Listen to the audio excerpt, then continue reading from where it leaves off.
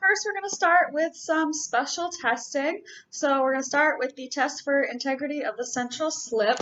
So with this test, you want to have some form of flat surface that the fingers can hang off the end. So in this case, this couch is actually pretty square, so it'll work well.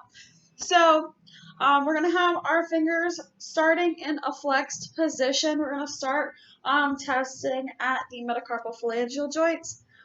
And then for here, what we're going to have them do is actively extend into your finger. So push it into my finger, bring your pinky out, beautiful. And then here, bring your pinky out, all the way.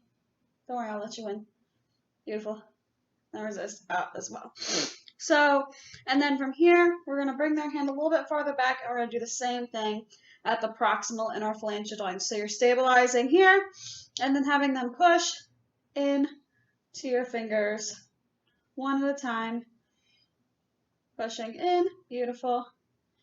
So if the integrity of the central slip was compromised, instead of extending, what would happen is the tendons would actually be moved below the axis, causing the muscle action to change to flexion at the proximal interphalangeal joints, and then it would still flex at the distal interphalangeal joints, so it would do that instead.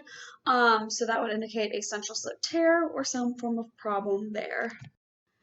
The next test we have is the thumb ulnar collateral ligament test. So specifically, we're looking for ligament laxity by creating valgus forces at the thumb.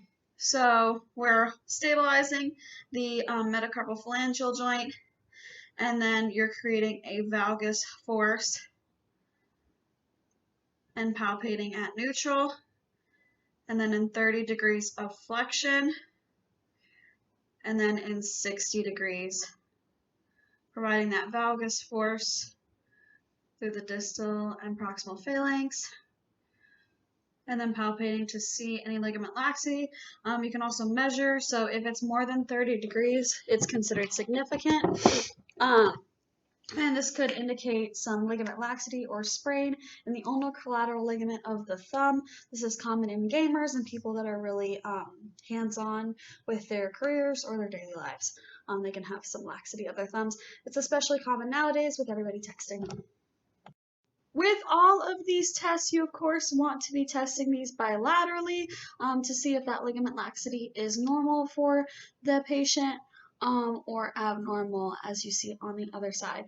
Moving on, we have the lunotriquetral test. So with this, we're going to have our patient's arm in supination to facilitate palpation of the structures.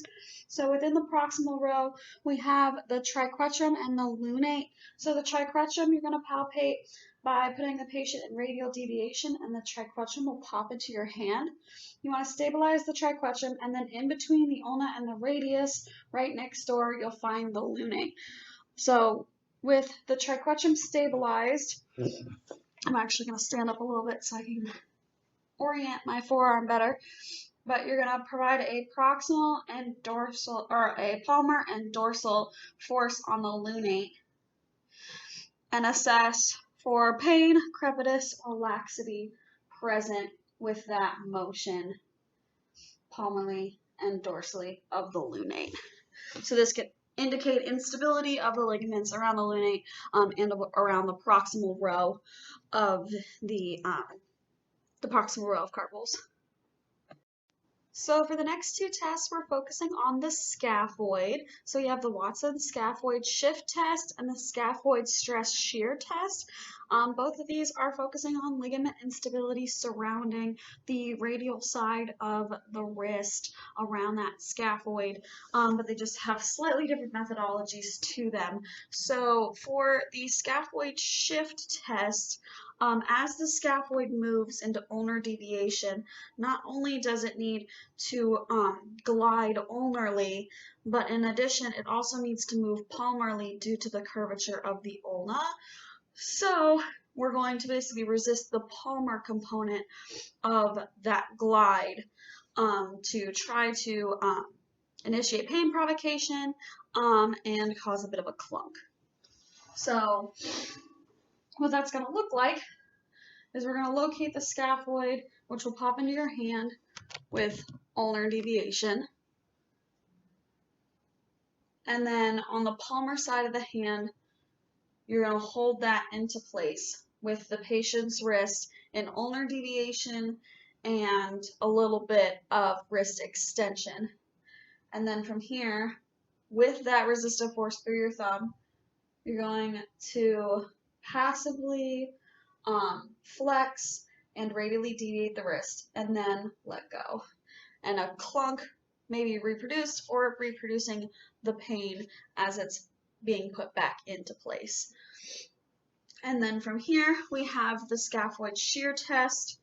So let me lower the camera a little bit.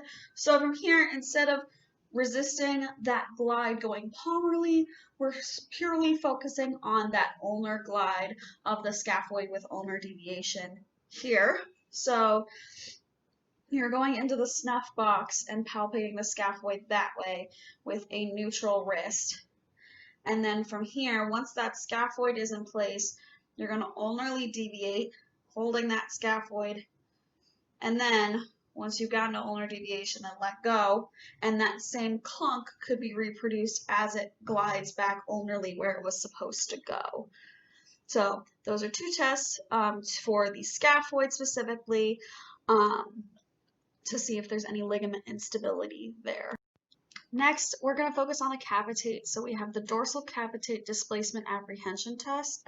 So first we're going to start with locating the capitate. This is best to locate dorsally with the forearm supinated. You're going to follow the third metacarpal down.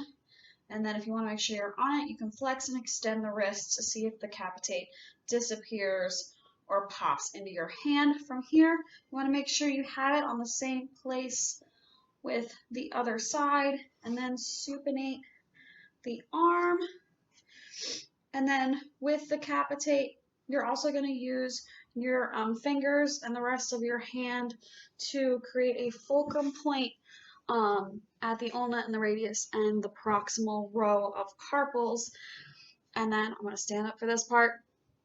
You're going to be providing a dorsal force through that capitate, using the radius and ulna and the proximal row as a fulcrum and as a point of stability to encourage that dorsal glide of the capitate.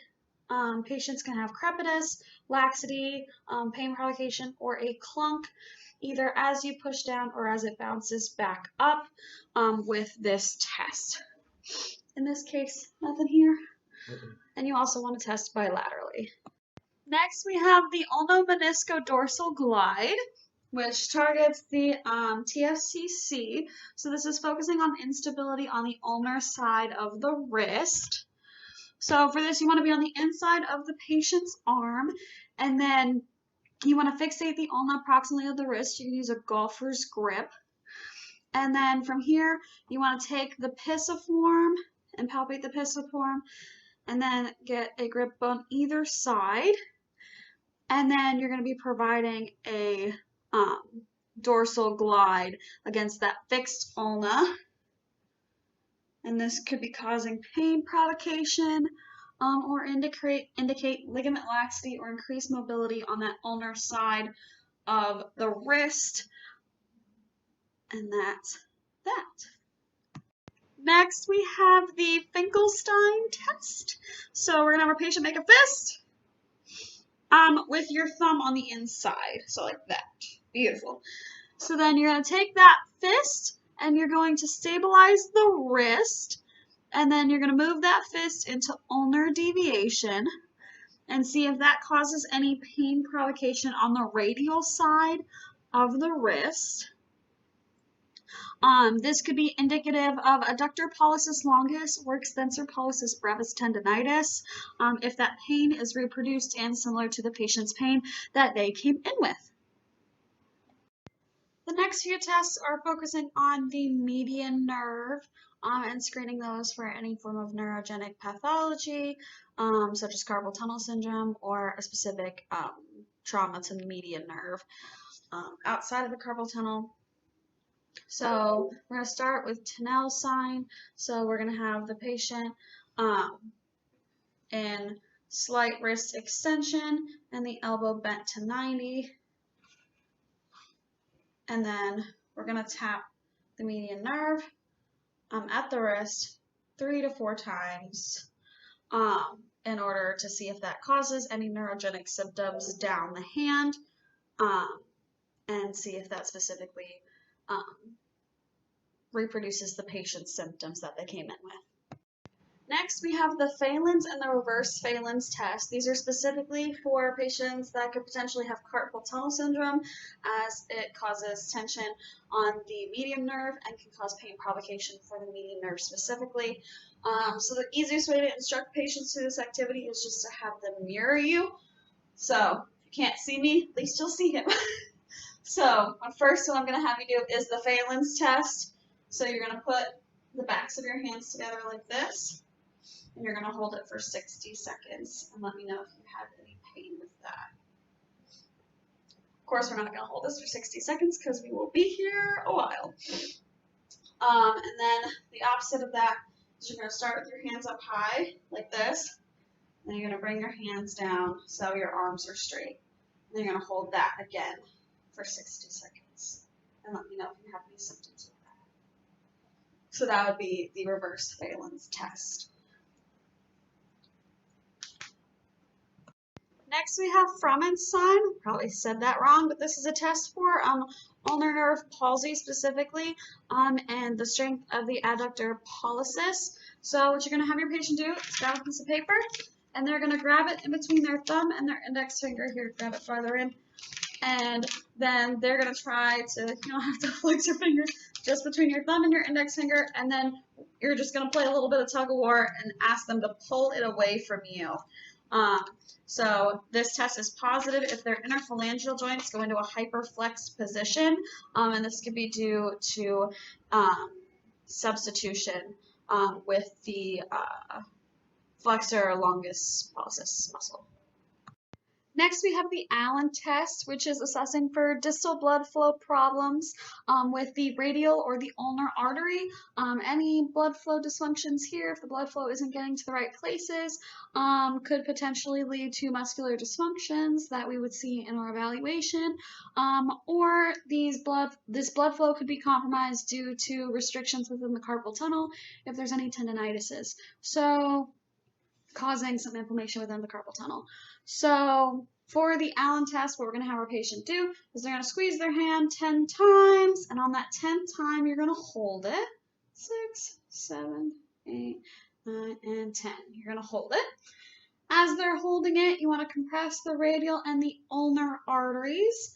And then once you have a good grip, they're going to let their hand go and relax. You'll see that their hand looks pretty white. And then from here, you're going to let one of your fingers go and see how fast the color comes back to their hands. So for this one, it was about a second. And then we're going to repeat the test. So we did ulnar side, now we're going to do radial side. 6, 7, 8, 9, and 10. Hold it. Same thing, compressing both arteries, letting that hand go. You'll see the hand appears pretty white. And then you're going to let the radial side go and see how fast the blood flows back to the rest of the hand. Again, it was within 1 second. So ideally, you want it to be within 1 to 2 seconds. If we're pushing 3 to 6 seconds, that's for concern, and you could potentially have some arterial issues distally within the hand. We have 3 different types of grips that we can assess for within the hand. There's the power grip, prehension grip, and the lateral pinch. So power looks like this. Prehension is using your thumb and the pad of your index finger, and then lateral pinch is using the pad of your thumb and the medial side of your index finger like this. So you can have the patient in clinic grip a variety of objects to screen for this. You could use a hand grip dynamometer for the power grip, but since I don't have one of those sitting around, I found the next closest thing, which just happens to be a mouse. So you can wrap your hand around this mouse and grip it as hard as you can to get an assessment for how easy that is for the patient, if they radially deviate or ulnarly deviate to get more strength. And then from here, using something thin and light, like say the cord of said mouse, you're going to grip it with your thumb and your index finger like that. Just get an idea of how they do it, if their finger has to be straight, bent, And then from there, you can do the lateral pinch. They have dynamometers for this as well within occupational therapy. So you can do the same type of grip with something like a foam to get an idea for the different types of grip strength that they have and a general assessment there.